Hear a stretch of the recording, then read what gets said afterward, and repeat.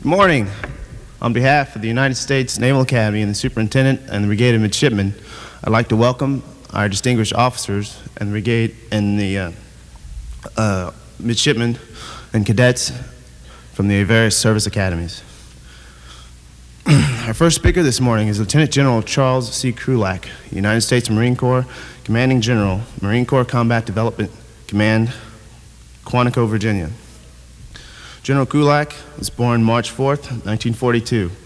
He's an Naval Academy graduate of the class of 1964 and graduated with a bachelor's degree in engineering, and later on went to pursue a master's in international labor relations from George Washington University. He's also a graduate of the Amphibious Warfare School, the Army Command and General Staff College, and the National War College. Since his commissioning, General Krulak has served in various command and staff positions, to include a platoon and 2 rifle companies during his 2 tours of duty in Vietnam, commanding officer, special training, branch and recruit series, San Diego, California, commanding officer, counter-guerrilla warfare school, Okinawa, and company officer, United States Naval Academy. He's also served as a military assistant to the Assistant Secretary of Defense for Command, Control, Communication, and Intelligence, Office of the Secretary of Defense, and the Deputy Director of the White House Military Office in September 1987. His decorations are numerous and include the Defense Distinguished Service Medal, Silver Star Medal, Bronze Star Medal with Combat V and 2 gold stars, Purple Heart with gold stars, Vietnam Service Medal with Silver Star and 2 bronze stars, Republic of Vietnam Cross of Gallantry, Republic of Vietnam Meritorious Unit Citation, and Kuwait Liberation Medal. Lieutenant General Krulak is married to the former Zandra Mayors of Annapolis, Maryland. They have 2 sons, David and Todd. General.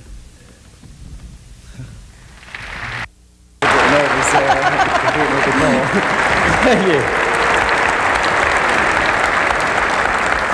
Until he said my name, I didn't know who he was talking about there. But let me tell you how honored I am to be here this morning. One, to talk to the Leaders Forum, but equally as important is to talk to the first and second class of the United States Naval Academy and those from other service academies who are sitting up in the audience here with the brigade.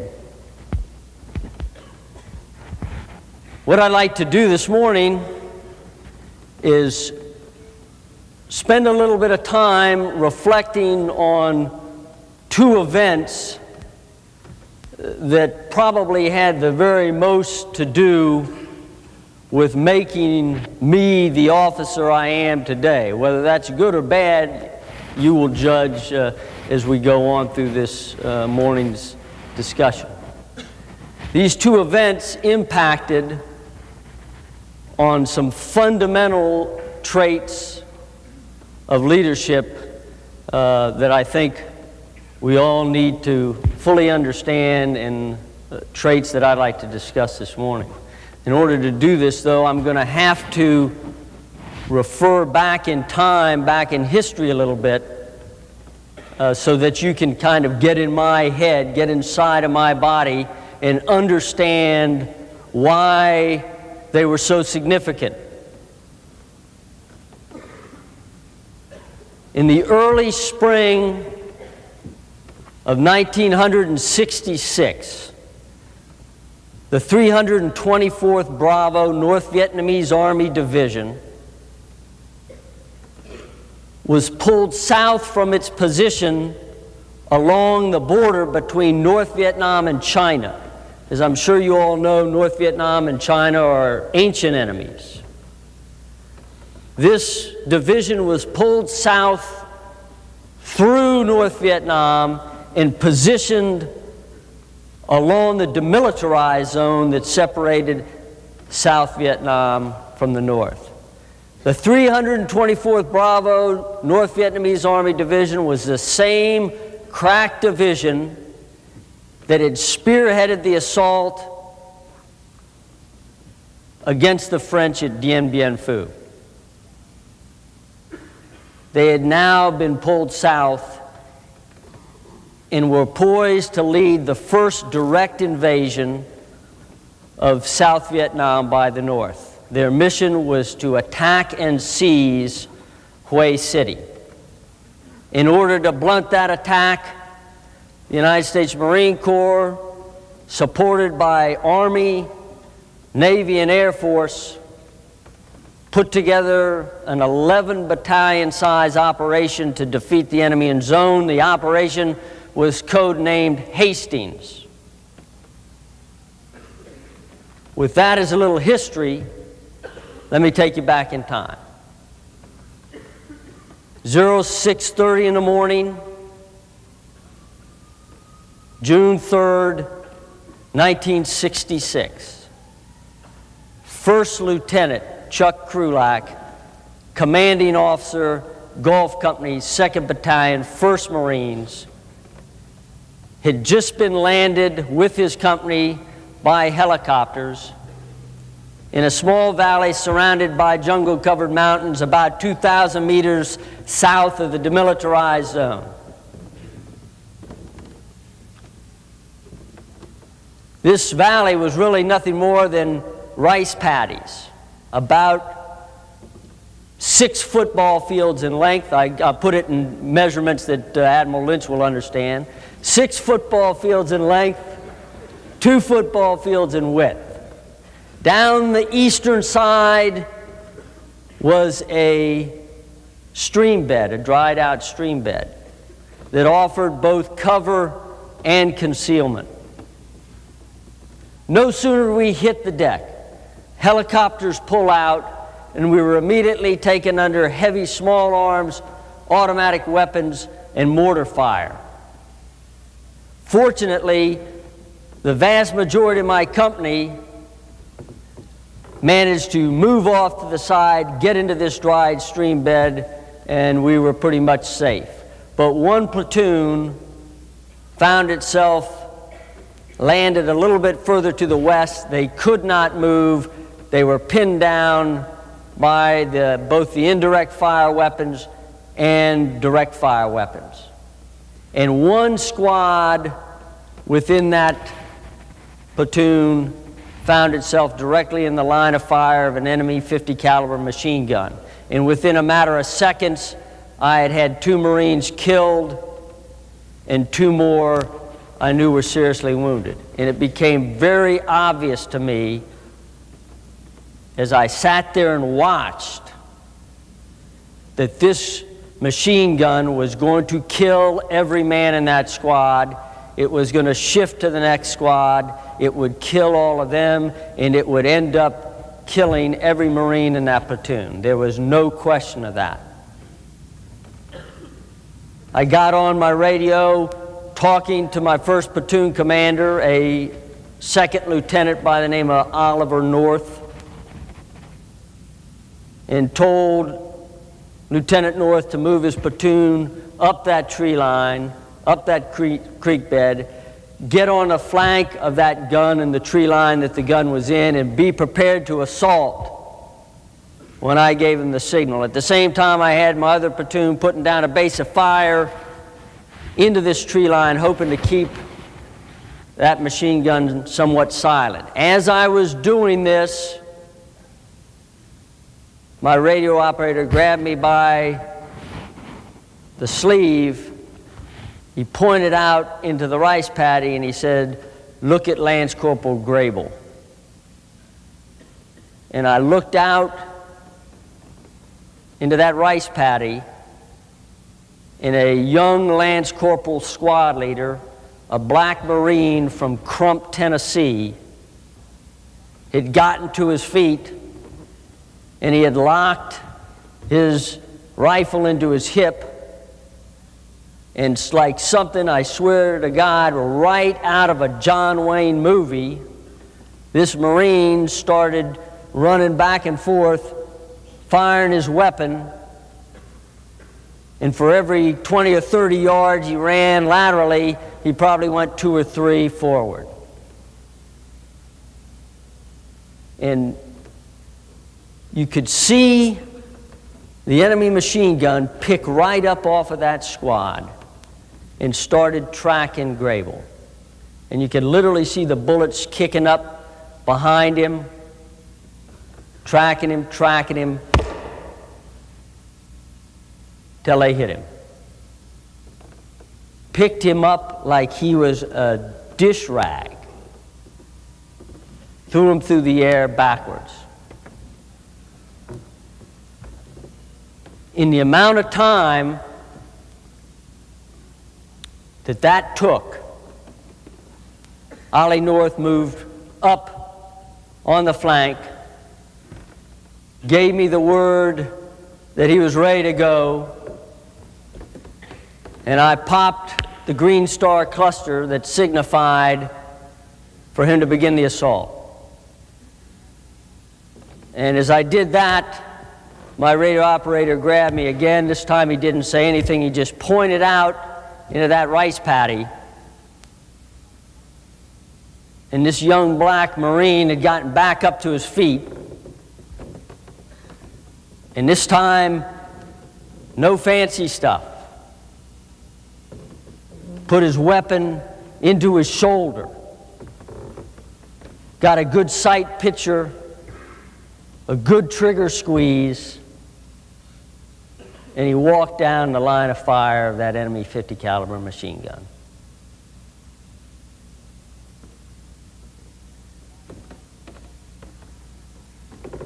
About 5 minutes later, I got up to that now silenced enemy machine gun, and there were 9 dead North Vietnamese soldiers surrounding it. And as God is my witness, draped over the barrel of the gun itself was Lance Corporal Grable. And when we turned him over, he had 5 entry holes in him. But you could not see where they came out because he had no back left.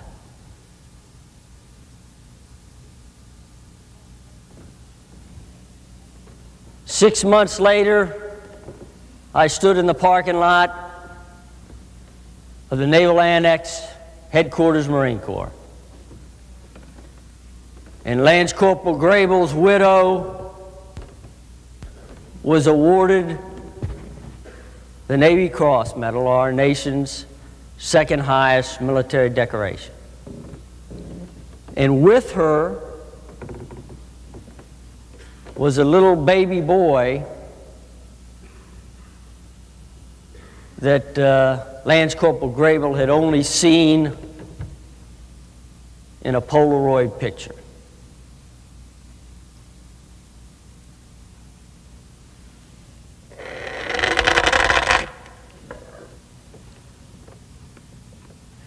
So what? So what? You know, what's that got to do with the Leaders Forum? What's that got to do with the class of 1994 or the class of 1993 at the United States Naval Academy? Great story, but that happened a long time ago.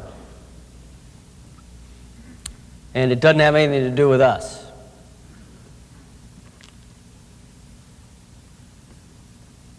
Wrong. Wrong. It's got everything to do with you all. It's got everything to do with me. Everything.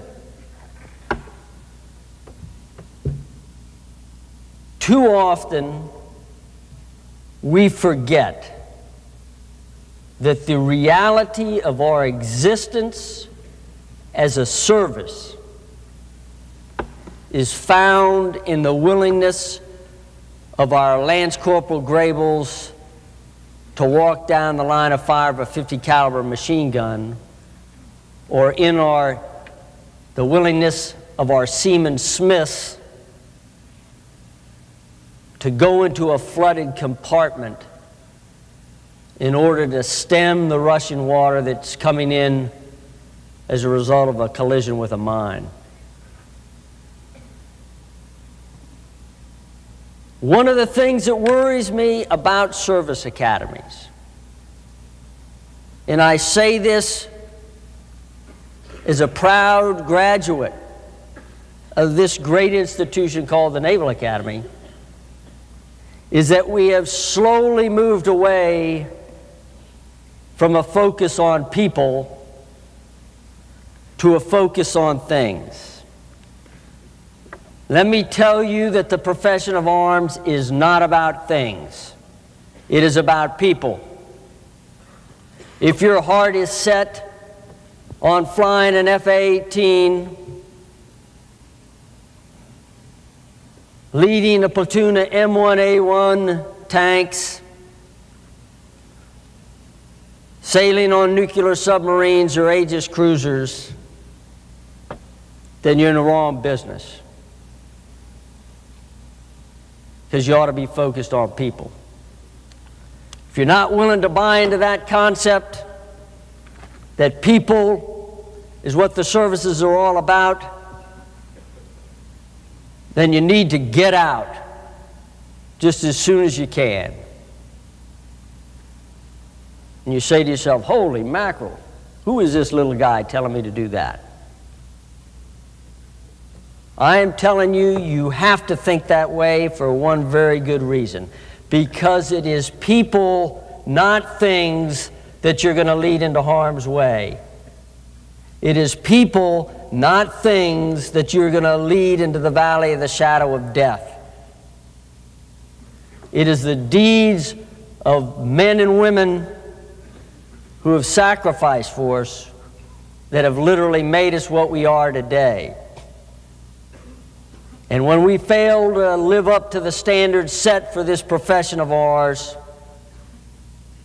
then we fail the Lance Corporal Grabels and the Seaman Smiths who have gone before us.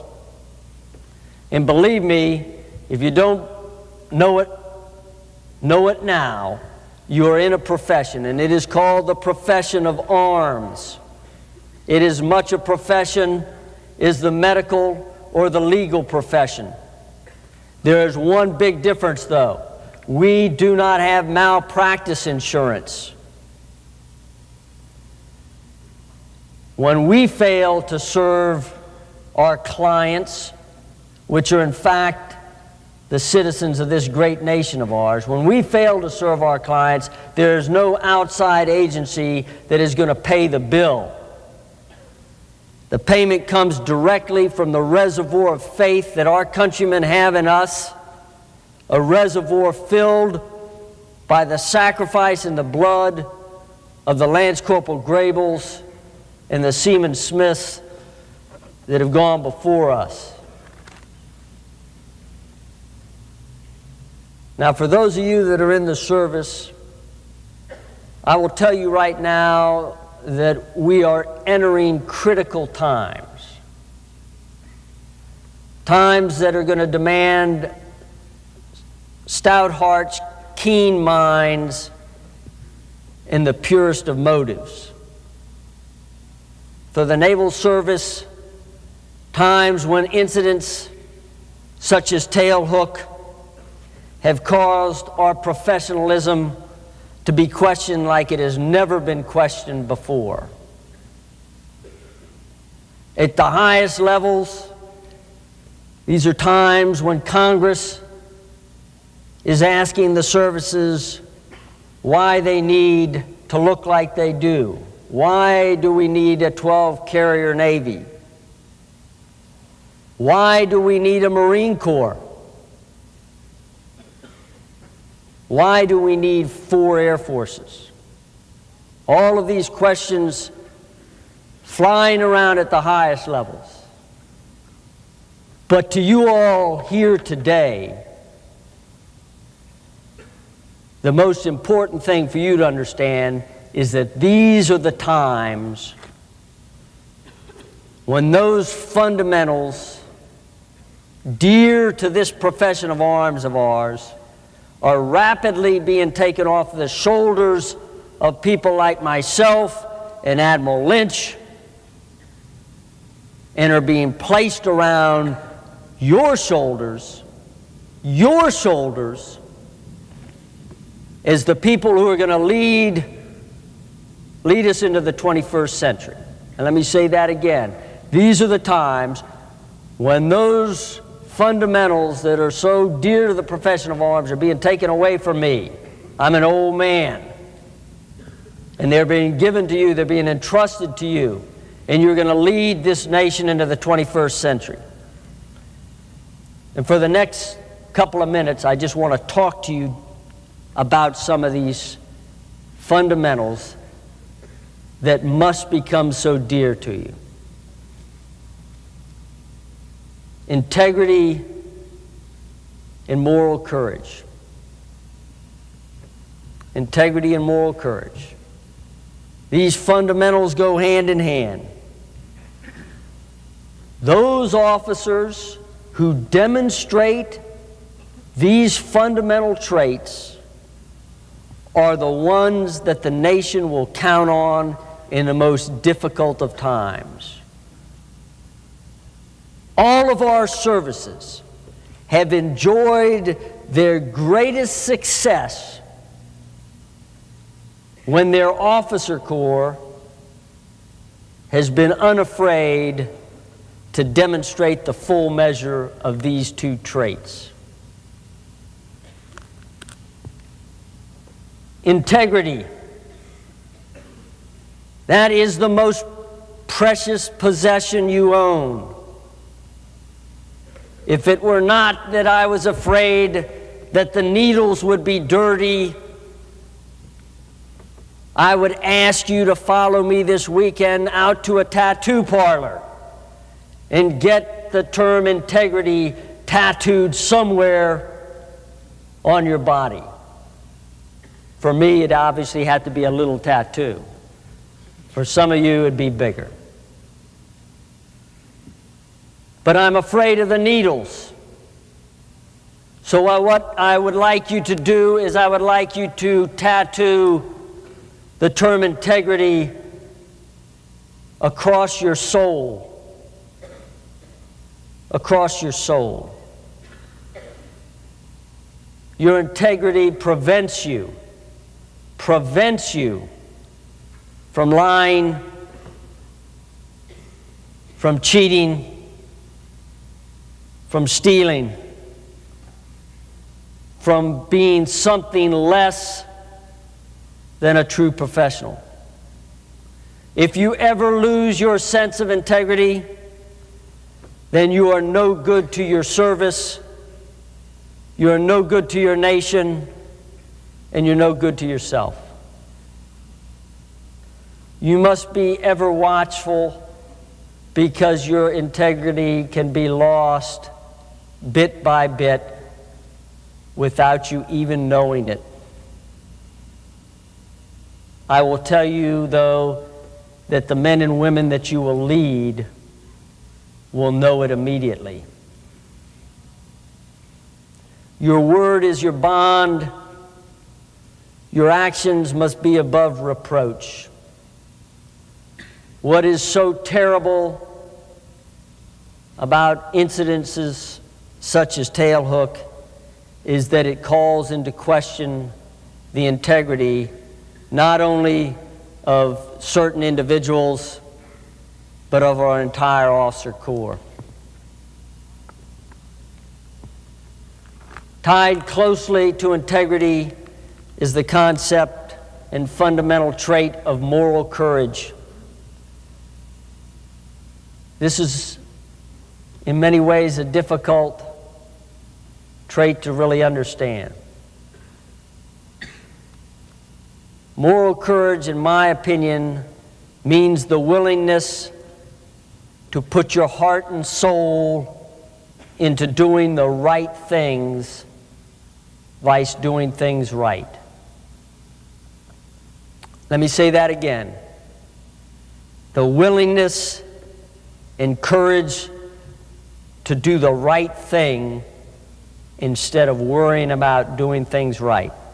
There is a very very big difference between the two.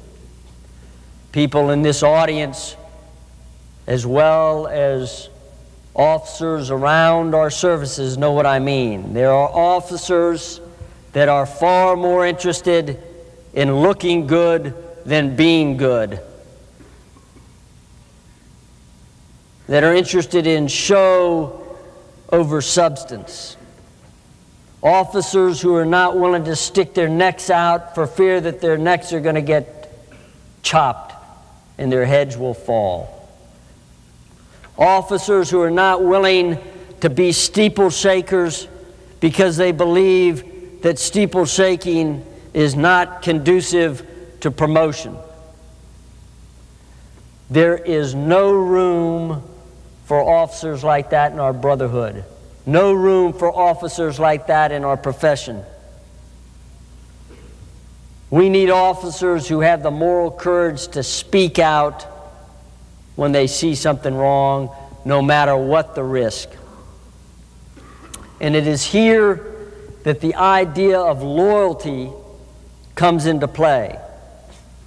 Unfortunately, there are a lot of people who view loyalty as some kind of blind following of their boss or of a concept. This is not loyalty. I'm sure you understand that. Loyalty is the willingness of an officer to tell the emperor that he is not wearing any clothes. That's what loyalty is. Loyalty is assuring that your boss is protected from making a lousy decision.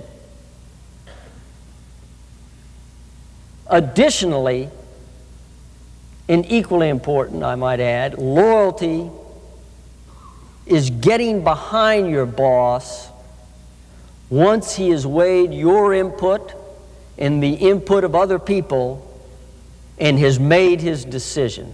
Then you get behind him. So long as the decision is a legal one and does not call into question your integrity. If it does, then my fellow officers, and you all are officers, you must make the hard decision.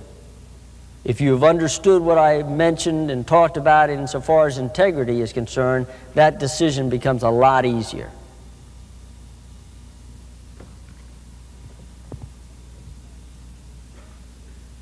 Let me talk about another fundamental. It's called accountability and responsibility.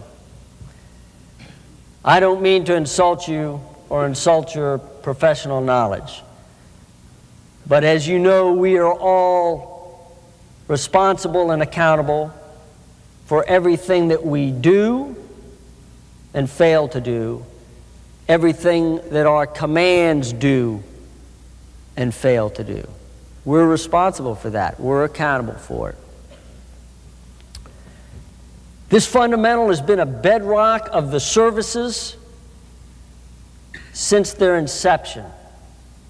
But I will tell you, from a personal viewpoint, this concept has become very fuzzy over the last couple of years.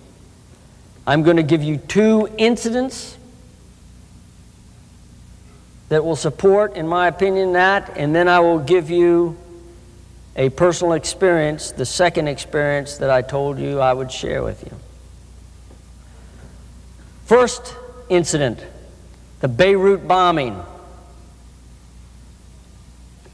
A terrible, terrible disaster took place that many apologists blame on a series of external errors. The commitment of forces to begin with, the rules of engagement that failed to change when the political climate changed, the cumbersome and poorly defined chain of command. Yet the bottom line remains: a Marine commander of a unit in a hostile environment, contrary to his training, his common sense, his tactical ability, did not disperse his troops, but gathered them into a single location where they were vulnerable to their enemies. A terrible tragedy took place. And what happened to our principle of accountability?